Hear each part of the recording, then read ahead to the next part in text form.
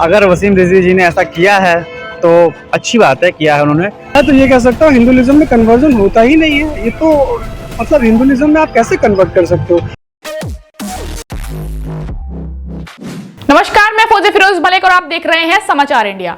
शिया central वक्फ board के पूर्व chairman Wasim Rizvi ने इस्लाम धर्म छोड़कर आज से हिंदू धर्म अपना लिया है। गाजियाबाद स्थित डासना के देवी मंदिर में यति नरसिंहानंद सरस्वती ने उन्हें हिंदू धर्म में शामिल कराया।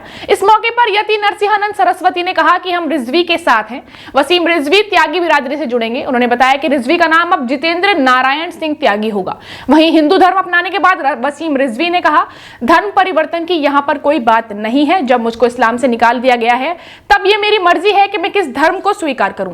सनातन धर्म दुनिया का सबसे पहला धर्म है और इतनी उसमें अच्छाई पाई जाती है, इंसानियत पाई जाती है। हम यह समझते हैं कि किसी और धर्म में नहीं पाई जाती और इस्लाम को हम धर्म समझते ही नहीं है। हमारे सर पर हर शुक्रवार को इनाम बढ़ा दिया जाता है, इसीलिए आज से मैं सनातन धर्म को अपना रहा हूं।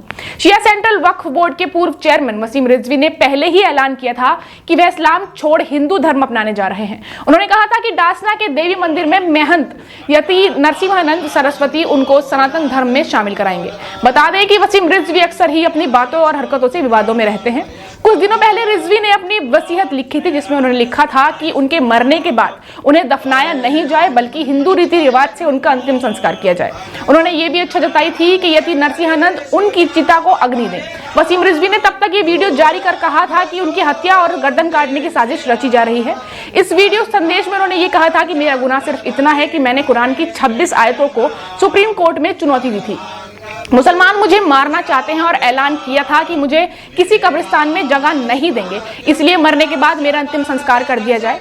गौरतलब है कि वसीम रिजवी ने कुरान को कथित रूप से विवादित 26 आयतों को हटाने के लिए कुछ महीने पहले सुप्रीम कोर्ट में याचिका दायर की थी, जिसे कोर्ट ने खारिज कर दिया था और उन पर 50,000 रुपए का जुर्माना भी लगाया था। जो उनकी आतंकवादी चेहरा है उसको पढ़ने के बाद हम ये समझते हैं कि इस्लाम कोई धर्म नहीं है, मोहम्मद द्वारा ऑर्गेनाइज किया हुआ एक आतंकी गुट है। मैं तो ये कह सकता हूँ हिंदुइज्म में कन्वर्जन होता ही नहीं है। ये तो मतलब हिंदुइज्म में आप कैसे कन्वर्ट कर सकते हो, कोई प्रोसेस है ही नहीं। हिंदुइज्म सिर्फ आप जन्म ले सकते हैं, जन्म के आधार पे हिंदुइज्म आप हिंदू कहलाए जाएंगे, बट ऐसा तो होता ही नहीं। कहीं भी आप वर्ल्ड में देख लीजिए, हिंदुइज्म में कन्वर्जन कहीं सुना ही नहीं है। अगर वसीम रिजवी जी ने ऐसा किया है तो अच्छी बात है, किया है उन्होंने। लेकिन ये अगर उन्होंने किया तो केवल एक राजनीतिक फायदे के लिए ही किया है, जहाँ तक मुझे लगता है, क्योंकि उनको भाजपा में अच्छे चीज़ों के लिए, और जो चुनाव आ रहे हैं उसमें भाजपा अपना एक दिखाने के लिए कि हम मुस्लिम सपोर्टर हैं, इसलिए मुझे यही लगता है। मुझे पॉलिटिकल स्टंट लगता है, पॉलिटिकल स्टंट लगता है और कोई वजह नहीं लगती है, और ये सब बेसलेस बातें हैं।